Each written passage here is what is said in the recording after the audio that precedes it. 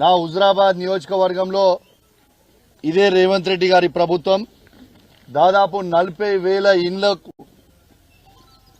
ఇవాళ లబ్ధిదారులు ఎలిజిబుల్ ఉన్నారు ఈ హుజరాబాద్ నియోజకవర్గం అని చెప్పి, మరియు అదే ప్రభుత్వం ఇవాళ 40,000 మందికి సాచురేషన్ మోడ్ లో ఇల్లులు ఇస్తామని చెప్పి ఇవాళ కేవలం 1000 నుంచి 1500 ఇండ్లు మాత్రమే ఆ హుజరాబాద్ నియోజకవర్గంలో ఇండ్లు ప్రొసీడింగ్స్ కాపీలు ఇచ్చి మళ్ళీ అది కూడా దొంగ ప్రొసీడింగ్ కాపీలు ఇస్తా ఉన్నారు, పేదవాళ్ళని ఇబ్బంది పెడతా ఉన్నారు. ఇవాళ నేను హుజరాబాద్ నియోజకవర్గం వీణవంక మండలం వీణవంక గ్రామం నుంచి ఇవాళ ఎలక్ట్రానిక్ మీడియా ప్రింట్ మీడియా సాక్షిగా ఇలా ఇక్కడ చూడొచ్చు, మీరు మీడియాలందరూ చూపే లబ్ధిదారులు నిల్చొని ఉన్నారు. ఇలా ఎగ్జాంపుల్ చెప్తా ఉన్నాను మీకు. ఇలా వీణవంక గ్రామంలో దాదాపు 33 ప్రొసీడింగ్ కాపీలు ఇచ్చిండ్రు. ప్రొసీడింగ్ కాపీలు ఇచ్చి మీరు ఇల్లు కట్టుకోండి అని చెప్పి ఈ విధంగా మీరు చూడొచ్చు. ఇది వాళ్ళే ఇచ్చిన ప్రొసీడింగ్ కాపీస్. ఏమని ఇచ్చిరు? ఇంద్రమ్మ ఇండ్లు మంజూర్ పత్రం. ఇది ఈ ప్రభుత్వం ఇచ్చిన పత్రం. ఇచ్చిన తర్వాత ఇగోండి ఎగ్జాంపుల్, మా మారం లచ్చక్క ఇల్లు శాంక్షన్ చేసిర్రు అని, ఇగో ఇల్లు ఇప్పి కొంచెం జరుగురే చూపిద్దాం, ఇంకా జరుగురు మీరు జరుగురు. ఆమె పాత ఇల్లు ఇప్పి ఇల్లు కట్టుకొని అప్పు తెచ్చుకొని దాదాపు 2-3 లక్షల రూపాయలు అప్పు మిత్తికి 3 రూపాయలు మిత్తికి తీసుకొని వచ్చి వాళ్ళు ఇల్లు కట్టుకుంటుంది. ఈ పిల్లర్ వేసుకురు, మట్టేసిరు, మీకు కనబడతా ఉంది. వీళ్ళందరూ ఇట్లా వీణవంక మండలంలో ఎగ్జాంపుల్ గా ఇది చూపిస్తా ఉన్నాను. వీణవంక గ్రామంలో ఇట్లా దాదాపు 29 మంది ఉన్నారు. వాళ్ళందరూ వేసుకున్న తర్వాత ఏం చేస్తున్నారు వీళ్ళు? ఇప్పుడేం చెప్తున్నారు? మీకు పోయినసారి 20 ఏళ్ల క్రితం ఇంద్రమ్మ ఇళ్ల కింద మీరు 5 సిమెంట్ బ్యాగులు తీసుకుర్రు, 3,000 రూపాయలు తీసుకుర్రు, కాబట్టి మీకు ఇల్లు రాలేదు, క్యాన్సల్, అది పత్రం మేము ఇచ్చింది చెల్లదు మీకు అని చెప్తా ఉన్నారు అధికారులు. వాళ్ళు గిట్లా ఇల్లు తీసుకున్నట్టు, వాళ్ళు సిమెంట్ బస్తాలు తీసుకున్నట్టు రేవంత్ రెడ్డి గారు మీరు చూపిస్తారా వాళ్ళు సంతకాలు పెట్టిన ఎక్కడన్నా? లేకుంటే వాళ్ళు డబ్బులు తీసుకున్నట్టు మీరు సంతకాలు పెట్టినట్టు చూపిస్తారా? ఏ విధంగా మీరు ఈ ఇళ్ళని క్యాన్సిల్ చేస్తారని చెప్పి నేను అడుగుతా ఉన్నాను. ఇలా ఇదే లబ్ధిదారులని మీ ప్రభుత్వమే కదా వాళ్ళని సెలెక్ట్ చేసి ఇక్కడికి వచ్చింది మీ అధికారులే కదా, ఈ మండల అధికారులను పంపించింది మీరే కదా, పంపించి ముగ్గు ఓపించింది మీరే కదా, మరి వాళ్ళకి ఎట్లా క్యాన్సిల్ చేస్తారని నేను అడుగుతా ఉన్నాను. ఎట్టు పరిస్థితుల దీని మీద తీవ్రమైన ఉద్యమం చేస్తాం, హెచ్చరిస్తా ఉన్నాను. వాళ్ళు పేదవాళ్ళు, వాళ్ళందరూ కూడా డబ్బు తెచ్చుకొని అప్పు 3 రూపాయల మిత్తికి తీసుకొని వచ్చి ఇలా పెట్టుకుంటా ఉన్నారు. మీరు ఇయ్యకపోతే మాత్రం ఊకునే ప్రసక్తే ఉండదు. అసలు నేను అడుగుతా ఉన్నాను, ఇల్లు కట్టుకునే వాళ్ళందరూ కూడా పేదవాళ్లే. ఆ పేదవాళ్ళకి మీరు కాంట్రాక్టర్లకేమో బడా కాంట్రాక్టర్లకేమో 1,000 కోట్ల రూపాయలు అడ్వాన్స్ మొబిలైజేషన్ కింద ఇస్తా ఉన్నారు. మరి పేదవాళ్ళకి ఇల్లు కట్టుకోవడానికి వాళ్ళ దగ్గర పైసలు లేవు, వాళ్ళు గరీబోళ్ళనే కదా మనం వాళ్ళకి ఇల్లు శాంక్షన్ చేసేది. మరి అడ్వాన్స్ గా మీరు పత్రం ఇచ్చినప్పుడు ఈ పత్రంతో పాటు మీరు 1,00,000 రూపాయల ప్రొసీడింగ్ కాపీ ఇస్తే తప్పేంటిది అని నేను అడుగుతా ఉన్నాను. 1,00,000 రూపాయలు వాళ్ళ అకౌంట్లో వేస్తే తప్పేందని నేను అడుగుతా ఉన్నాను. వాళ్ళ దగ్గర డబ్బులు ఎక్కడివి? వాళ్ళు పోయి ఇప్పుడు ఊర్లో ఉన్న దళారుల దగ్గరికి పోయి, ఊర్లో ఉన్న పెద్ద సేట్ల దగ్గరికి పోయి మిత్తికి తీసుకొని వస్తా ఉంటే ఇలా పేదవాడు ఇబ్బంది పడతా ఉన్నాడు. అదే విధంగా ఇలా మేము డబ్బులు వేసినాం అని చాలా గొప్పగా చెప్తా ఉన్నారు వీళ్ళు. అసలు డబ్బులు ఎక్కడేసిరండి? వీణవంక మండలంలో ఇలా శ్రీరాములపేట గ్రామంని పైలట్ ప్రాజెక్ట్ ఈ మండలంలో చేస్తా ఉన్నాం, సాచురేషన్ మోడ్ లో చేస్తా ఉన్నామని చెప్తా ఉన్నారు. మీరు ఇల్లు కట్టుకోండి అని వాళ్ళకి ఇచ్చిండు. వాళ్ళు ఇల్లు కట్టుకొని బేస్మెంట్ కట్టిన తర్వాత కూడా మీరు ఇవాళ వాళ్ళకి 1,00,000 రూపాయలు ఎందుకు ఇయ్యలేదు? ఇలా ఉదాహరణ చెప్తా ఉన్నా, మీకు 4 పేర్లు చదువుతా నేను ఎగ్జాంపుల్ కి. శ్రీరాములపేట గ్రామం నుంచి విజయ అని బేస్మెంట్ కట్టుకుంది మీరు ఇచ్చిన ప్రొసీడింగ్ తర్వాత సునీత అని కట్టుకున్నది, తర్వాత సంగం సునీత అని కట్టుకుంది, తర్వాత చంద్రకళ అని కట్టుకున్నది. ఈ 4 కట్టుకున్న తర్వాత మీరు ప్రొసీడింగ్ కాపీ ఇచ్చి పైలట్ ప్రాజెక్ట్ అని చెప్పుకుంటూ వాళ్ళు బేస్మెంట్ కట్టుకున్న తర్వాత కూడా మీరు 1,00,000 రూపాయలు ఎందుకు ఇయ్యలేదు వాళ్ళకి అని నేను అడుగుతా ఉన్నాను. ఖచ్చితంగా దీనికి మీరు జవాబు చెప్పాల్సిన అవసరం ఉంది. ఈ ఇంద్రమ్మ ఇల్లు కూడా తూతురు మంత్రంగా మీరు చేస్తూ ఉన్నారా అని చెప్పి నేను అడుగుతా ఉన్నాను. ఈ తూతు మంత్రంగానే చేస్తా ఉన్నారా? ఇలా పేదవాళ్ళని ఎందుకు ఇబ్బంది పెడతా ఉన్నారు? అదే విధంగా నా హుజరాబాద్ నియోజకవర్గంలో ఇలా సాచ్యురేషన్ మోడ్ లో కేసీఆర్ గారు దళిత బంధు అనే ఒక పథకం తీసుకొని ఒక దళితులు బాగుపడాలని ఒక గొప్ప ఉద్దేశంతో సాచ్యురేషన్ మోడ్ లో దళితులకు దళిత బంధు ఇస్తే ఇలా పేద దళితులకి మీకు దళిత బంధు వచ్చింది, మీకు ఇల్లు ఇయ్యమని మీరు ఎందుకు అంటున్నారు? మీరు ఎందుకు ఇయ్యరు వాళ్ళకి ఇల్లు? దళితులకి కూడా మీరు ఇల్లు ఎందుకు ఇయ్యరు అని చెప్పి నేను అడుగుతా ఉన్నాను. మీ జియో కాపీలో ఎలక్షన్లలో ఎక్కడైనా దళితులకి మేము ఇల్లు ఇయ్యము అని మీరు ఎక్కడైనా పెట్టిర్రా? ఇలా వాళ్ళు పేదవాళ్లే కదా, వాళ్ళకు కూడా ఎందుకు ఇల్లు ఇస్తలేరు? మరి ఇక్కడ ఉన్న పేద మైనారిటీలు వాళ్ళు ఇల్లు ఇప్పుకున్నారు, వాళ్ళ మీరు చూపించవచ్చు లబ్ధిదారు. నేనేం రాజకీయం చేస్తలేను, ఇలా నేను ఉన్న వాస్తవమే తీసుకొచ్చి లైవ్ గా ఇక్కడ చూపిస్తున్నా తప్పితే నేను నా సొంత కవిత్వమో నేను రాజకీయమో చేస్తలేను. ఇలా మీడియా మిత్రులు అందరు కూడా ఉన్నారు, ఇక్కడ అన్ని ఛానళ్లు కూడా ఉన్నాయి, ఇక్కడ లైవ్ గా మీరే చూస్తా ఉన్నారు. ఎంత ఇబ్బంది పడుతున్నారు, ఏ విధంగా ఇబ్బంది పడుతున్నారు ప్రజలు అనేది మీరు చూస్తా ఉన్నారు. ఎట్టు పరిస్థితిలా వాళ్ళకి గిట్లా మీరు ప్రొసీడింగ్ కాపీ ఇచ్చిన వాళ్ళందరికీ కూడా మీరు ఏ విధంగా క్యాన్సిల్ చేస్తే హుజరాబాద్ నియోజకవర్గంలో, అదే విధంగా తెలంగాణ రాష్ట్రంలో అన్ని నియోజకవర్గాలలో ఇదే విధంగా చేస్తున్నారని నాకున్న సమాచారం. నా హుజరాబాద్ నియోజకవర్గంలో ఎగ్జాంపుల్ లో ఒకటి చూపిస్తా ఉన్నాను.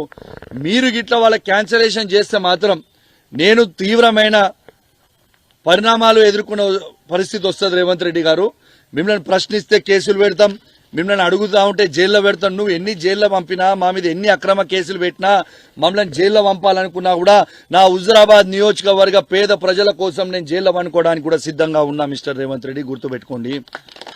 కానీ ఎట్టు నిక్కయ్యాలా మీరు మమ్మల్ని మాట్లాడొద్దు, మీరు చేయొద్దు అంటే ఊకునే ప్రసక్తే ఉండదు. ఇలా లైవ్ గా కనబడతా ఉంది, మీకు మొత్తం లైవ్ గా చూపిస్తా ఉన్నాను. ఇక్కడ ఎటువంటి రాజకీయం చేస్తలేను. దీంట్లో ముగ్గు పోసింది మీరే కదా రేవంత్ రెడ్డి గారు, మీ ప్రభుత్వమే కదా. ఇలా అసలు మీరు ముగ్గే పోయకపోతే వాళ్ళ ఇల్లే గులగొట్టబోతుండే కదా వాళ్ళ పాతిళ్ళు. ఇలా పాతిళ్ళు మొత్తం ఇప్పుకున్న తర్వాత బోళ్ళన్నీ కూడా బయట వేసుకొని చిన్న గుడిసేసుకొని పక్క నుండి వాళ్ళు 3 రూపాయల మిత్తికి తెచ్చుకొని ఇల్లు కడుతున్న తర్వాత మేము కట్టమంటే ఇదేం పద్ధతి? ఇలా పేదోళ్ళ జీవితాలతో చెలగాటం ఆడకండి మిస్టర్ రేవంత్ రెడ్డి గారు, ఇది క్లారిటీగా చెప్తా ఉన్నాను మీకు. అదే విధంగా ఇలా హుజరాబాద్ నియోజకవర్గంలో రైతులందరూ కూడా ఇబ్బంది పడతా ఉన్నారు. కాంగ్రెస్ అంటే మార్పు అంటే ఇదేనా అని అడుగుతా ఉన్నాను.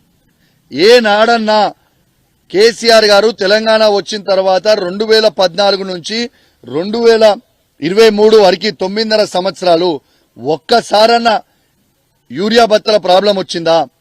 డిఏపి ప్రాబ్లం వచ్చిందా?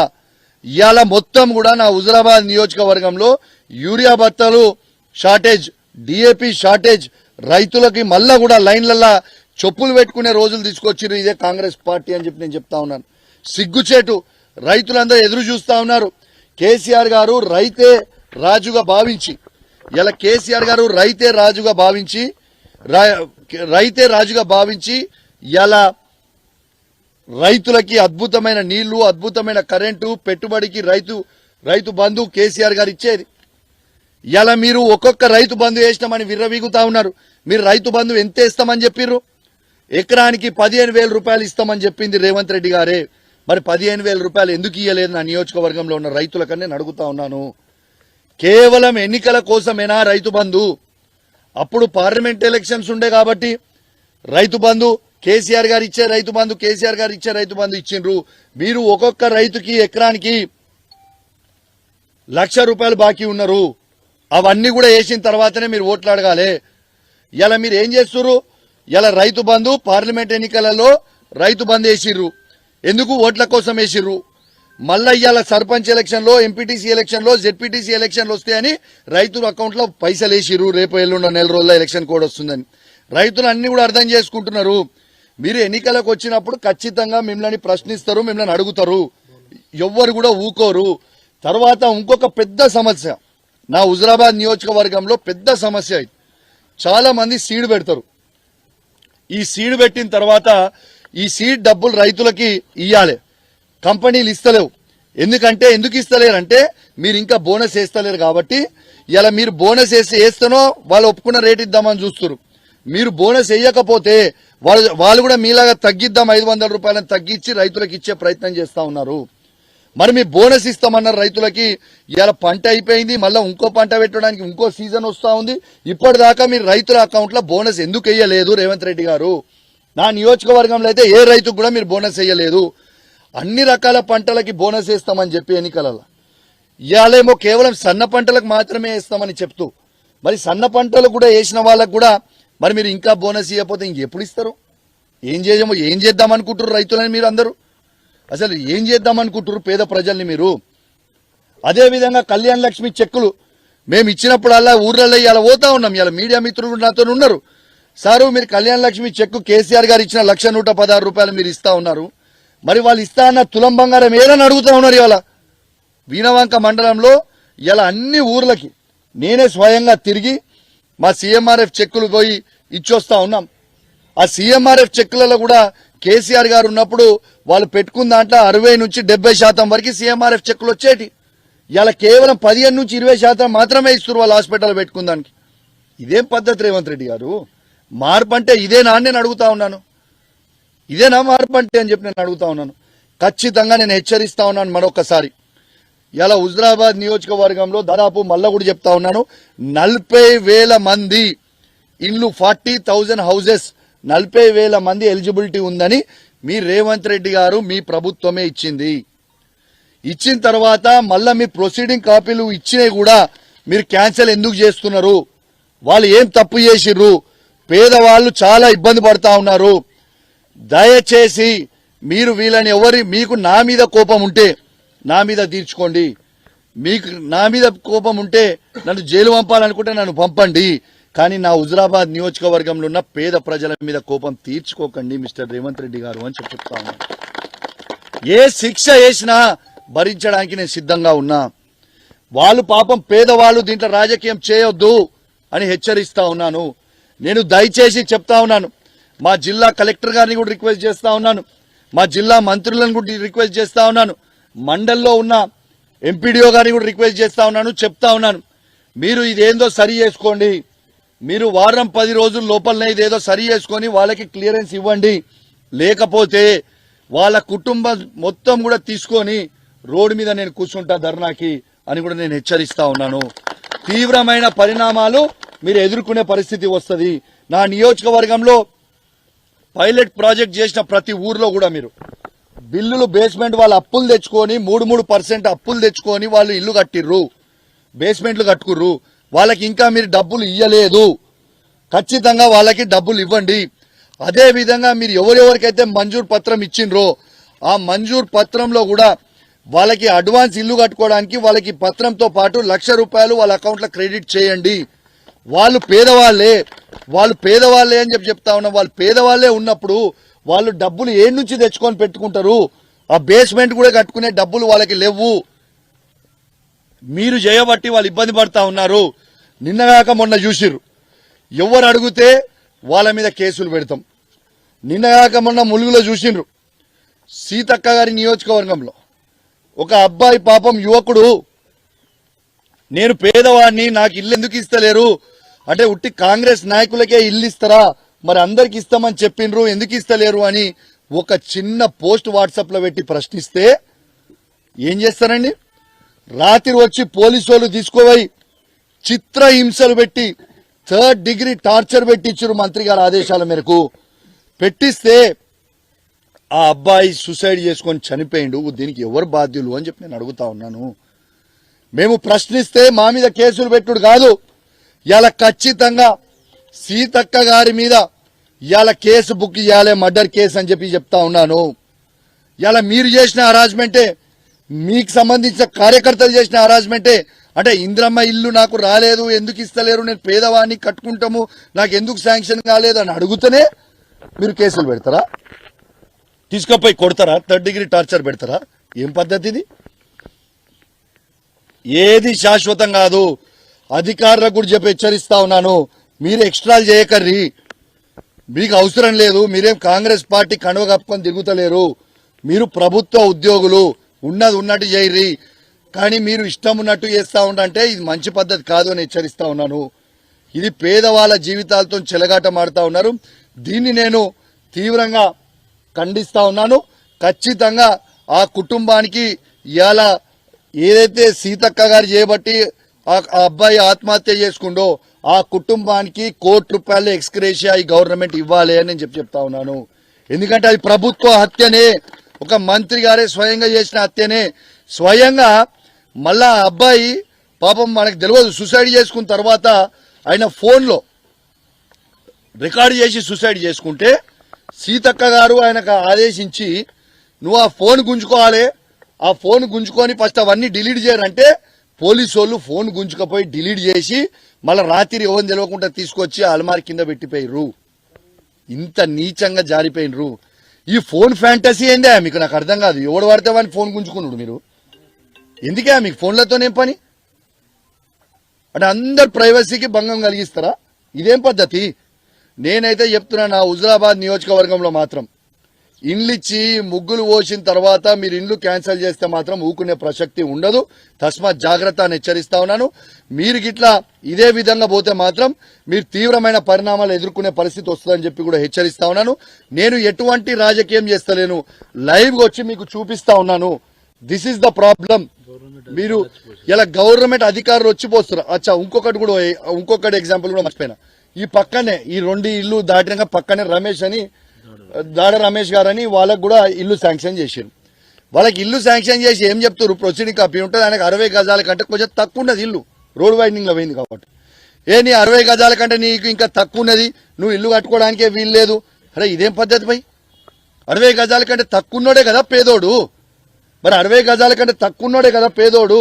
మరి ఆ పేదోడు కట్టుకుంటా అన్న తర్వాత మీరు ఎందుకు కట్టుకొని ఇస్తలేరు? ఇదేం పద్ధతి? ఇవన్నీ కూడా మీరు రెక్టిఫై చేయాలని చెప్పి నేను హెచ్చరిస్తా ఉన్నాను. నేను వెరీ సీరియస్. మీరు వారం 10 రోజుల లోపల తీసుకోకపోతే మాత్రం వీళ్ళందరినీ తీసుకొని రోడ్డు మీద కూర్చుంటా అని చెప్పి కూడా హెచ్చరిస్తా ఉన్నాను.